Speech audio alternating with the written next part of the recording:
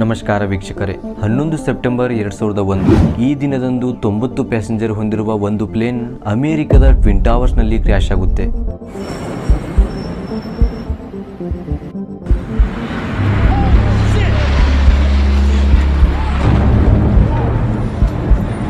ಈ ಘಟನೆಯಿಂದ ಸಂಪೂರ್ಣ ಅಮೆರಿಕವೇ ತತ್ತರಿಸಿ ಹೋಯಿತು. ಎಲ್ಲಾ ಟಿವಿ ಚಾನೆಲ್ಗಳ ಮೇಲೆಯೂ ಈ ಘಟನೆಯನ್ನೇ ತೋರಿಸಲಾಗುತ್ತಿತ್ತು. ಇದು ಯಾವುದೋ ಒಂದು ಸಣ್ಣ ಅಪಘಾತ ಎನ್ನುವಷ್ಟರಲ್ಲಿಯೇ ಇನ್ನೊಂದು ಪ್ಲೇನ್ ಟ್ವಿನ್ ಟವರ್ಸ್ನ 2ನೇ ಬಿಲ್ಡಿಂಗ್ನಲ್ಲಿ ಕ್ರ್ಯಾಶ್ ಆಯಿತು.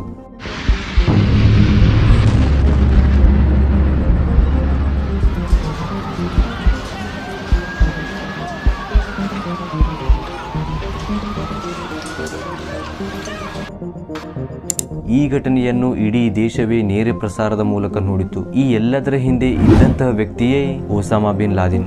ಇದರಿಂದ ಅಮೆರಿಕ ಈತನನ್ನು ಹುಡುಕಲು ಶುರು ಮಾಡಿತು. ಈತನ ಮೇಲೆ ಸುಮಾರು $25 ಮಿಲಿಯನ್ ಬಹುಮಾನ ಇಡಲಾಗಿತ್ತು. ಏಕೆಂದರೆ ಈ 9/11 ಅಟ್ಯಾಕ್ ನಲ್ಲಿ ಸುಮಾರು 3,000ಕ್ಕೂ ಹೆಚ್ಚು ಜನರು ಮರಣ ಹೊಂದಿದ್ದರು ಮತ್ತು 25,000ಕ್ಕೂ ಹೆಚ್ಚು ಜನರು ಗಾಯಗೊಂಡಿದ್ದರು. ಇದರ ಪರಿಣಾಮ ಈತನನ್ನು ಸೌದಿ ತನ್ನ ದೇಶದಿಂದಲೇ ಬ್ಯಾನ್ ಮಾಡಿತ್ತು. ಈತನ ಮರಣದ ನಂತರ ಈತನ ದೇಹವನ್ನು ಯಾವುದೇ ದೇಶವೂ ತೆಗೆದುಕೊಂಡಿರಲಿಲ್ಲ. ಸ್ವತಃ ಈತನದೇ ದೇಶವಾದಂತಹ ಸೌದಿ ಕೂಡ ಈತನ ದೇಹವನ್ನು ಸ್ವೀಕರಿಸಲು ನಿರಾಕರಿಸಿತು. ಲಾದೆನ್ನು ಈ 9/11 ಅಟ್ಯಾಕ್ ಮಾಡಲು ಕಾರಣವೇನು ಮತ್ತು ಈತ ಒಬ್ಬ ಆತಂಕವಾದಿ ಹೇಗಾದ ಎಂಬುದರ ಬಗ್ಗೆ ಈ ವಿಡಿಯೋದಲ್ಲಿ ನೋಡೋಣ. ಅದಕ್ಕೆ ಈ ವಿಡಿಯೋವನ್ನು ಕೊನೆವರೆಗೂ ನೋಡಿ. And deadly terrorist acts of the Pentagon. ಗೆಳೆಯರೇ, 10 ಮಾರ್ಚ್ 1957ರಂದು ಸೌದಿ ಅರಬ್ನ ರಿಯಾದ್ ಎಂಬಲ್ಲಿ ಒಸಾಮಾ ಬಿನ್ ಲಾದೆನ್ನ ಜನನವಾಯಿತು. ಈತನ ತಂದೆ ಮೊಹಮ್ಮದ್ ಬಿನ್ ಲಾದೆನ್ ಸೌದಿ ಅರಬ್ನ ಒಬ್ಬ ಶ್ರೀಮಂತ ವ್ಯಕ್ತಿ ಇದ್ದ. ಈತನಿಗೆ ಒಟ್ಟು 52 ಮಕ್ಕಳಿದ್ದರು. ಅದರಲ್ಲಿಯೇ ಒಸಾಮಾ ಬಿನ್ ಲಾದೆನ್ನನು 17ನೇ ಮಗನಾಗಿದ್ದ. ಲಾದೆನ್ನ ತಂದೆ ಎಷ್ಟು ಶ್ರೀಮಂತವಾಗಿದ್ದನೆಂದರೆ ಅವನ 52 ಮಕ್ಕಳು ಸಾಯುವವರೆಗೂ ಕುಳಿತು ತಿನ್ನಬಹುದಾಗಿತ್ತು. 1968ರಲ್ಲಿ ಒಸಾಮಾನ ತಂದೆ ಮೊಹಮ್ಮದ್ ಬಿನ್ ಲಾದೆನ್ ಅವರ ಮರಣವಾಗುತ್ತದೆ. ಒಸಾಮಾ ಬಿನ್ ಲಾದೆನ್ನ ತಂದೆಯ ಮರಣದ ನಂತರ ತನ್ನ ತಂದೆಯ ಸಂಪತ್ತಿನಿಂದ ಒಸಾಮಾ ಬಿನ್ ಲಾದೆನ್ನಿಗೆ $8 ಕೋಟಿ ಕೊಡಲಾಯಿತು. ಆ ಸಮಯದಲ್ಲಿ ಈತ ಇನ್ನು ಕಾಲೇಜ್ನಲ್ಲಿ ಓದುತ್ತಿದ್ದನು. ಮುಂದೆ ಈತನು ಇಂಜಿನಿಯರ್ ಆಗಬೇಕೆಂದಿದ್ದ. ಆದರೆ ಅವನು ಮುಂದೆ ಇಂಜಿನಿಯರ್ನ ಬದಲಿಗೆ ಆತಂಕವಾದಿಯಾದ. ಒಸಾಮಾ ಬಿನ್ ಲಾದೆನ್ ಇಂಜಿನಿಯರಿಂಗ್ ಓದುವಾಗ ಅವನ ಭೇಟಿ ಅಬ್ದುಲ್ಲಾ ಅಲಾಮ್ ಎಂಬಾತನ ಜೊತೆಯಾಯಿತು. ಈ ಅಬ್ದುಲ್ಲಾ ಅಲಾಮನೇ ಒಸಾಮನಿಗೆ ಇಸ್ಲಾಂ ಬಗ್ಗೆ ಮತ್ತು ಆತಂಕವಾದಿಯ ಬಗ್ಗೆ ಹೇಳಿ ಅವನ ಬ್ರೈನ್ ವಾಶ್ ಮಾಡಿದ್ದನು. ಇಂಟರ್ವ್ಯೂನಲ್ಲಿ ಒಸಾಮನ ತಾಯಿ ಕೂಡ ಈ ಮಾತನ್ನು ಹೇಳುತ್ತಾರೆ.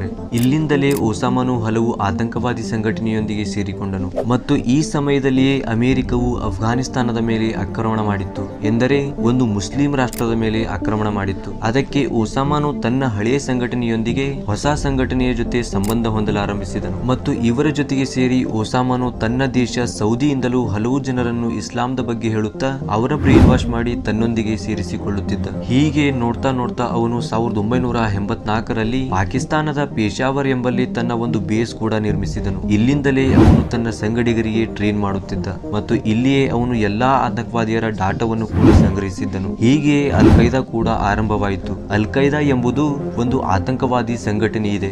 ಆ ಸಮಯದಲ್ಲಿ ಇರಾಕ್ ನಲ್ಲಿ ಸದ್ದಾಂ ಹುಸೇನ್ ಎಂಬುವರು ಇರಾಕ್ ನ ಹೊಸ ಲೀಡರ್ ಆಗಿ ನೇಮಕವಾಗಿದ್ದನು. ಇವನು ಗಲ್ಫ್ ಕಂಟ್ರೀಸ್ ನ ಆಯಿಲ್ ರಾಷ್ಟ್ರಗಳಲ್ಲಿ ವಿಸ್ತಾರ ಮಾಡಲಾರಂಭಿಸಿದನು. ಅವನ ನೆಕ್ಸ್ಟ್ ಕಂಟ್ರಿ ಈಗ ಸೌದಿ ಆಗಿತ್ತು. ಇದಕ್ಕೆ ಒಸಾಮಾ ಬಿನ್ ಲಾದೆನ್ ಇರಾಕ್ ನ ವಿರುದ್ಧ ಯುದ್ಧ ಮಾಡಲು ಅನುಮತಿಗಾಗಿ ಸೌದಿಯ ರಾಜನಿಗೆ ಒಂದು ಪತ್ರ ಕಳುಹಿಸಿದನು. ಆದರೆ ಸೌದಿಯು ಅಮೆರಿಕದ ಸಹಾಯ ಕೇಳಿತು. ಒಸಾಮಾಗೆ ಮುಸ್ಲಿಂ ಕಲ್ಚರ್ ಅನ್ನು ವಿದೇಶಿ ಕಲ್ಚರ್ ಪ್ರಭಾವಿತ ಮಾಡುವುದು ಇಷ್ಟವಾಗಿರಲಿಲ್ಲ. ಅದಲ್ಲದೆ ಒಸಾಮಾ ಬಿನ್ ಲಾದೆನ್ ಅಮೆರಿಕದ ವರ್ಲ್ಡ್ ಟ್ರೇಡ್ ಸೆಂಟರ್ ನ ಮೇಲೆ ಅಟ್ಯಾಕ್ ಮಾಡಿದ್ದ. ಅದಕ್ಕೆ ಇಲ್ಲಿಂದಲೇ ಒಸಾಮಾ ವರ್ಸಸ್ ಅಮೆರಿಕದ ಆರಂಭವಾಯಿತು. ಅದರಿಂದ ಒಸಾಮಾ ಬಿನ್ ಲಾದೆನ್ ತನ್ನ ನೆಟ್ವರ್ಕ್ ದಿಂದ ಎಲ್ಲರಿಗೂ ಅಫ್ಘಾನಿಸ್ತಾನದತ್ತ ಹೋಗಿ ಟ್ರೈನಿಂಗ್ ತೆಗೆದುಕೊಳ್ಳಿ ಎಂದು ಜಾರಿಗೊಳಿಸಿದ. ಇದರಿಂದ ಸೌದಿಯಿಂದ 4,000ಕ್ಕೂ ಹೆಚ್ಚು ಜನರು ಅಫ್ಘಾನಿಸ್ತಾನದತ್ತ ಹೊರಡಿದರು. ಅದಕ್ಕೆ ಸೌದಿಯು ಒಸಾಮನಿಗೆ ಸೌದಿಯಿಂದಲೇ ಬ್ಯಾನ್ ಮಾಡಿತು. ಒಸಾಮಾ ಬಿನ್ ಲಾದೆನ್ ಮುಸ್ಲಿಂ ಕಂಟ್ರಿಯಿಂದ ಅಮೆರಿಕವನ್ನು ಹೊಡೆದೋಡಿಸಲು 1992ರಲ್ಲಿ ಯಮನ್ದಲ್ಲಿ ಬಾಂಬ್ ಬ್ಲಾಸ್ಟ್ ಮಾಡಿದ್ದನು. ಈ ಬ್ಲಾಸ್ಟ್ ನಲ್ಲಿ ಆಸ್ಟ್ರೇಲಿಯಾದ 2 ಮರಣ ಹೊಂದರು. ನಂತರ ಒಸಾಮನು 1993ರಲ್ಲಿ ಅಮೆರಿಕದ ವರ್ಲ್ಡ್ ಟ್ರೇಡ್ ಸೆಂಟರ್ ನ ಮೇಲೆ ದಾಳಿ ಮಾಡಿದನು. ಇದರಲ್ಲಿ ಸುಮಾರು 6 ಜನಕ್ಕೂ ಹೆಚ್ಚು ಜನ ಸಾವನ್ನಪ್ಪಿದ್ದು ಮತ್ತು 60ಕ್ಕೂ ಹೆಚ್ಚು ಜನ ಗಾಯಗೊಂಡಿದ್ದರು. ಹೀಗೆ ಒಂದರ ಮೇಲೊಂದು ದಾಳಿಯಿಂದ ಅಮೆರಿಕ ಒಸಾಮಾ ಬಿನ್ ಲಾದೆನ್ನಿಂದ ತುಂಬಾ ತೊಂದರೆಗೆ ಒಳಗಾಯಿತು. 11 ಸೆಪ್ಟೆಂಬರ್ 2001 ಅಮೆರಿಕದಲ್ಲಿ ಎಲ್ಲ ನಾರ್ಮಲ್ ಆಗಿತ್ತು. ಆದರೆ ಸಡನ್ ಆಗಿ ಅಮೆರಿಕದ ಟ್ವಿನ್ ಟವರ್ ನಲ್ಲಿ ಒಂದು ಭಯಾನಕವಾದಂತಹ ಬಾಂಬ್ ಬ್ಲಾಸ್ಟ್ ಆಯಿತು. ಇದರಲ್ಲಿ ಸುಮಾರು 3,000ಕ್ಕೂ ಹೆಚ್ಚು ಜನರು ಮರಣ ಹೊಂದರು. ಇದರ ನಂತರ ಅಮೆರಿಕವು ಒಸಾಮಾ ಬಿನ್ ಲಾದೆನ್ ಅನ್ನು ಹೊಡೆದುರುಳಿಸಲು ಹುಡುಕಲಾರಂಭಿಸಿತು. ಸುಮಾರು 10 ವರ್ಷದ ಹುಡುಕಾಟದ ನಂತರ ಒಸಾಮಾನು ಪಾಕಿಸ್ತಾನದಲ್ಲಿದ್ದಾನೆ ಎಂಬುದು ಗೊತ್ತಾಯಿತು. ಅಮೆರಿಕ ಒಂದು ಆಪರೇಷನ್ ದಿಂದ ಅವನನ್ನು ಹೊಡೆದುರುಳಿಸುತ್ತದೆ. United States has conducted an operation that killed Osama bin Laden, the leader of Al-Qaeda.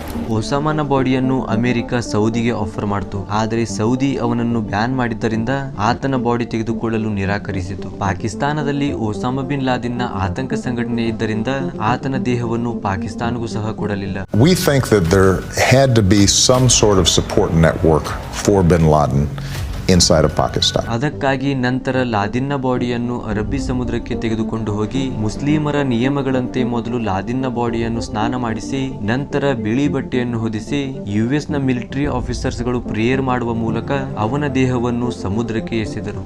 ಒಸಾಮನ ದೇಹವನ್ನು ಸಮುದ್ರಕ್ಕೆ ಎಸೆಯಲು ಮೂರನೇ ಕಾರಣವೆಂದರೆ ಮುಸ್ಲಿಮರಲ್ಲಿ ದೇಹವನ್ನು ಸುಡುವುದಿಲ್ಲ. ಆದ ಕಾರಣ ಆತನ ದೇಹವನ್ನು ಸಮುದ್ರಕ್ಕೆ ಎಸೆಯಲಾಯಿತು ಎಂದು ಹೇಳಲಾಗುತ್ತದೆ. ಐ ಹೋಪ್ ಈ ವಿಡಿಯೋ ನಿಮಗೆ ಇಷ್ಟವಾಗಿರಬಹುದು.